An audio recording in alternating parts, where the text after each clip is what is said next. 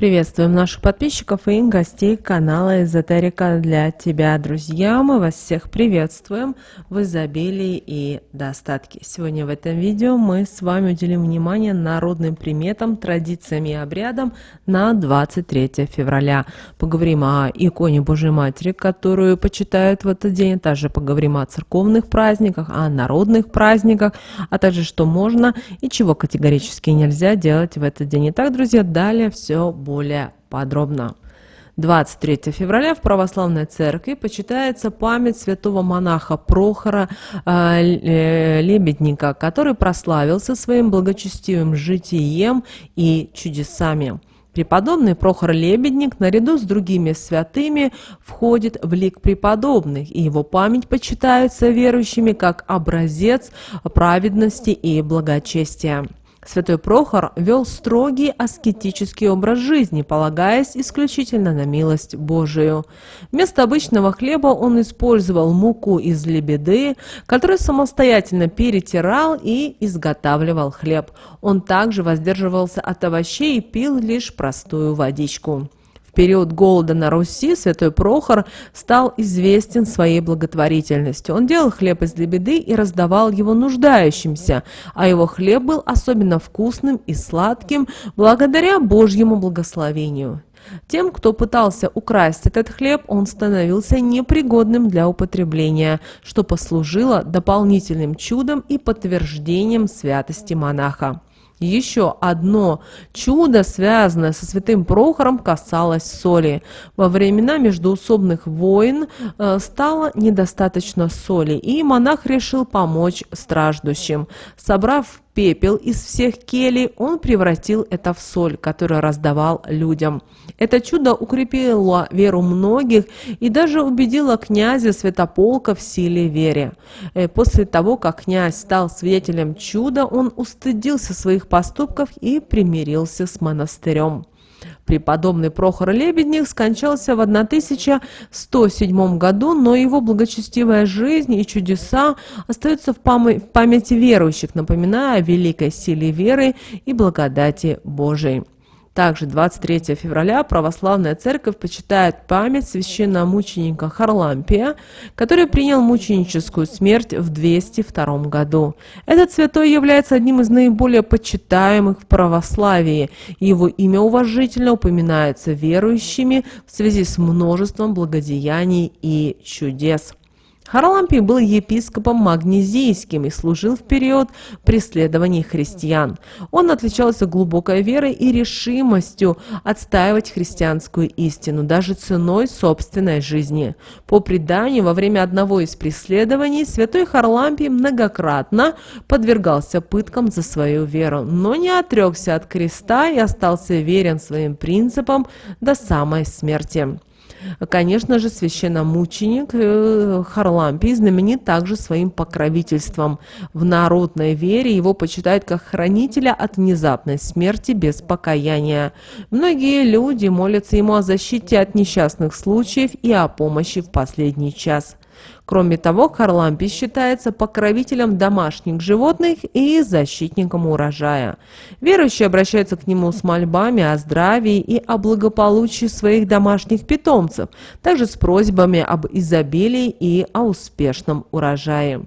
Святой Харлампий также известен своим покровительством в области материального благополучия. Многие верят, что молитвы могут помочь избежать голода и бедности, а также улучшить финансовое положение и обеспечить достойное существование. Также 23 февраля почитается День иконы Божьей Матери Огневидная. Верующие особенно любят и почитают образ Пресвятой Богородицы, заступницы людей от всяких бед и несчастий. Молитва перед редкой иконой Огневидная имеет особое значение и силу, особенно в этот день, 23 февраля. В самом названии этой иконы отображается ее особенность.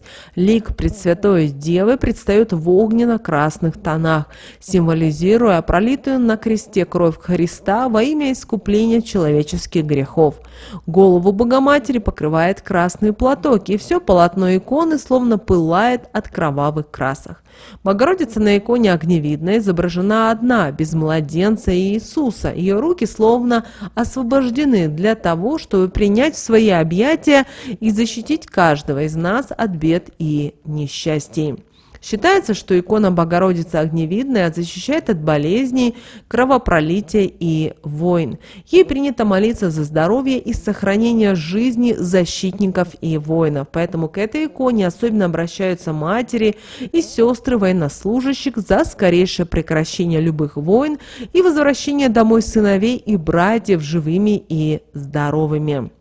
И, конечно же, специальной молитвы перед иконой и огневидная нет, поэтому можно читать любую молитву, посвященную Пресвятой Богородице. Теперь, друзья, вернемся к народному календарю. И 23 февраля в народном календаре этот день назвали как Прохоров день, Прохоров Весновей или просто День Харлампия. Дело в том, что Харлампий, как мы уже сказали ранее, был священномученик и покровитель от внезапной смерти.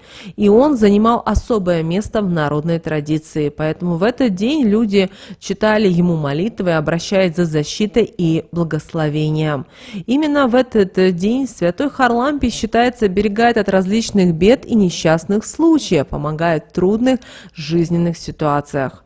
Прохоров день также ассоциируется с Прохором Лебедником, который вел аскетический образ жизни и славился своей благотворительностью. В этот день люди вспоминают его подвиги и благодарят за его помощь и молитвенное заступничество. Кроме того, как мы сказали ранее, 23 февраля еще и называют как Прохор Весновей. Этот обычай связан с приходом весны и началом подготовки уже к весенним работам. И, конечно же, люди стараются приветствовать сегодня природное обновление и стараются праздновать, почитать приближение тепла. Это очень важно. Если 23 февраля день ясный и солнечный, то весна будет теплой и плодотворной. А если день облачный и холодный, то весна будет поздней и прохладной. В древние времена народные общественно-административные структуры в селах играли важную роль в жизни общества. И 23 февраля, как один из традиционных дней схода, был временем, когда мужчины сел, деревень собирались, чтобы рассмотреть текущие вопросы и принять важные решения. Одним из ключевых моментов на таких сходах был выбор и утверждение старосты. Сельскому старости доверяли важные обязанности, такие как сбор налогов, урегулирование споров, поддержание порядка. Он избирался среди сельских мужчин на определенный срок, обычно на 3 года. В случае совершения серьезного проступка, такого как растрата общественных средств или злоупотребление властью, старосту могли досрочно отстранить. Кроме старосты, на сходе выбирались и другие должностные лица, такие как растратчики, десятники, сборщики податей и сельские писари. Растратчики занимались распределением налогов и повинностей среди крестьян в зависимости от благосостояния каждой семьи. Десятник был ответственен за организацию схода, рассылку повесток и другие административные процедуры. Выбор десятника, как правило, был обязательным для всех сельских мужчин, и происходило это по очереди каждые полгода. Несмотря что некоторые должности, такие как десятник, были хлопотными и неблагодарными, они играли важную роль в поддержании общественного порядка и разрешении различных конфликтов. Хотя на практике зачастую эти должности занимали молодые люди, которые не имели достаточных средств для откупа от службы. Таким образом, сходы в селе были важным инструментом самоуправления и поддержания порядка в обществе. Кроме того, 23 февраля – это тот день, когда в народном календаре означал приближение весны и начало активных приготовлений к весеннему сезону. И, конечно же, в этот день люди обращались к Прохору с просьбой о смягчении морозов и о наступлении тепла. Люди, родившиеся 23 февраля, отличаются особым характером и индивидуальными качествами, которые формируют их судьбу и влияют на их жизненный путь. Дата рождения, как вы знаете, оказывает определенное внимание на характер и судьбу человека. Кроме того, одной из характеристик, присущих людям, рожденных в этот день, является стремление к защите правды и отстаивание своей точки зрения. Они обладают сильным чувством справедливости и готовы бороться за свои убеждения до конца. Эти люди часто выступают в роли защитников слабых и борцов за общие ценности. Кроме того, для людей, рожденных 23 февраля, особыми камнями-амулетами являются яшма и турмалин. Что же касательно снов, которые увидены с 22 на 23 февраля, как правило, не несут ничего очень важного, но в то же время могут дать подсказки и намеки на ваши скрытые потребности и желания. Также они часто связаны с вашим внутренним миром и эмоциональным состоянием. Что же нужно сделать в этот день, 23 февраля? В этот день стараться нужно обратить внимание на свой внутренний мир и постараться отдохнуть от суеты повседневной жизни. Также в этот день важно найти время для себя, для внутреннего спокойствия и гармонии. Также этот день подходит отлично для занятий рутинной работой. Выполняйте свои привычные дела с тщательностью и вниманием. Монотонные занятия помогут вам помочь уравновесить мысли и укрепить внутреннюю гармонию. Также ограничьте контакты с внешним миром, насколько это возможно. Позвольте себе уединиться и отдохнуть от внешних воздействий. Ну и, конечно, вы в этот день не забывайте о себе. Позвольте уделить внимание себе. Сделайте себе какой-то радостный момент, сделайте, возможно, подарок. Главное, радуйте себя. Но не забывайте, сегодня День защитников Отечества, 23 февраля в некоторых странах. Мы дорогих мужчин поздравляем, желаем вам здоровья, благополучия, достатка вам, гармонии. Пусть в вашей жизни будет все то, что вы считаете, что это вам нужно и важно. Теперь давайте поговорим о том, а что же нельзя было делать 23 февраля по народным приметам, традициям и обычаям. Итак, друзья, в этот день следует особенно внимательно относиться к тому, чтобы не давать соль и хлеб взаймы. Те, кто дают сегодня хлеб и соль взаймы, могут привлечь на себе невезение и несчастье.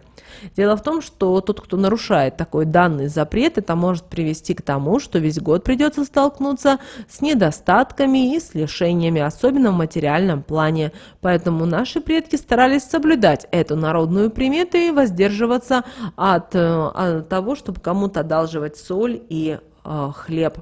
Кроме того, не стоит сегодня рассказывать кому-либо о своей семье, иначе это может привести к возникновению серьезных семейных проблем. Эти проблемы могут включать в себя измены супругов, конфликты с родителями, разногласия с братьями и сестрами, а также недопонимание с детьми. В связи с этим люди стараются сегодня избегать обсуждения семейных дел и сохранять мир в доме. Кроме того, в этот день мужчинам не рекомендуется заниматься физической работой, иначе усилия будут напрасными и задачи будут выполняться с трудом. Это связано с тем, что в этот день энергетика этого дня неблагоприятна, и она может помешать успешному выполнению в таких вот физических заданий.